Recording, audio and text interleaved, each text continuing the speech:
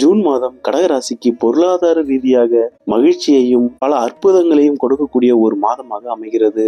உங்களின் லாபஸ்தானம் மற்றும் சுகஸ்தானத்திற்கு அதிபதியான சுக்கிர பகவான் உங்கள் ராசியில் வந்து அமர்வதால் வசதி வாய்ப்புகள் அதிகரிக்க போகிறது. உங்களின் சுய முயற்சிகளில் முன்னேறுவீர்கள். வீடு, மனை, வாகனம் வாங்கி மகிழ்வீர்கள். அவற்றை வாங்குவதில் இதனால் இருந்து வந்த தடைகளும் விலகும். கடன் பெறுவதற்கு நீங்கள் செய்த முயற்சிகளும் தற்பொழுது வெற்றியை கொடுக்கும். வீட்டிற்கு தேவையான ஏதேனும் ஒரு சொகுசு பொருளை வாங்கி மகிழ்வீர்கள். உடல் நலமும் சிறப்பாக இருக்கும். அதே சமயம் உச்சம் பெற்ற குரு பகவானுடன் சுக்கிர பகவான் இணைந்து சஞ்சரிப்பதால் அதிக சுகம் தேடி கற்பை இழக்கவும் வாய்ப்புகள் ஏற்படும். எனவே சுய ஒழுக்கம் மற்றும் கட்டுப்பாட்டில் கவனமாக இருக்கவும். தற்சமயம் உங்கள் தாயின் ஆதரவு உங்களுக்கு கிடைக்கும். அதேபோல் தந்தையின் உடல்நிலையில் பாதிப்பு ஏற்படும் அல்லது அவருடன் கருத்து வேறுபாடுகள் ஏற்படவும் வாய்ப்புள்ளது. உங்கள் ராசிக்கு 8ஆம் இடத்தில் ராகு பகவான் சஞ்சரித்துக் கொண்டிருப்பதால் பயணங்களில் மிகுந்த கவனமாக இருங்கள். ஆவணங்களை கையாளும் பொழுதும் கவனமாக இருப்பது நல்லது.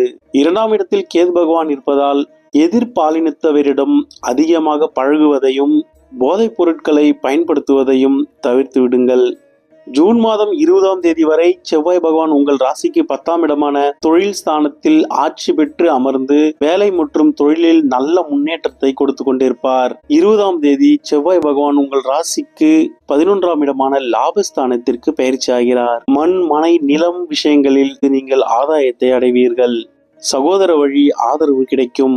எல்லா வகையிலும் லாபங்கள் அதிகரிக்கும். செவ்வாய் பகவான் ஜூன் மாதம் முழுவதும் கடகராசிக்காரர்களுக்கு நன்மையையே கொடுக்கிறார். குரு பகவான் உங்கள் ராசியிலேயே உச்சம் பெற்று சஞ்சரித்துக் கொண்டிருப்பதால் இடமாற்றங்கள் ஏற்படும். உங்கள் ராசிக்கு 6ஆம் இடத்து அதிபதியாகவும் குரு பகவான் வருவதால் இக்காலகட்டத்தில் உத்தியோகம் மற்றும் வேலையில் இருப்பவர்களுக்கு சிறப்பான காலமாக அமையும். வேலையில் முன்னேற்றம், ஊதிய உயர்வு, கௌரவத்தை பெறுவீர்கள். அதே சமயம் வேலை பளுவும் அதிகரிக்கும். உங்களின் தனிப்பட்ட வாழ்க்கை முறையில் பெரிய அளவு பாதிப்புகளை சந்திப்பீர்கள். உறவுகளுடன் பகைப்பட அதிக வாய்ப்புள்ளது. மொத்தத்தில் கடகராசிக்காரர்களுக்கு இம்மாதம் அதிக அளவு நன்மைகளும் குறைந்த அளவு சவால்களையும் சந்திக்க வேண்டிய மாதமாக அமைகிறது. முறையான சர்ப்ப கிரக பரிகாரங்களை மேற்கொள்வது வருமான தடையை போக்கும். கடகராசி நேயர்களே, இறைவனின் துணை என்றும் உங்களுக்கு இருக்கட்டும். நன்றி.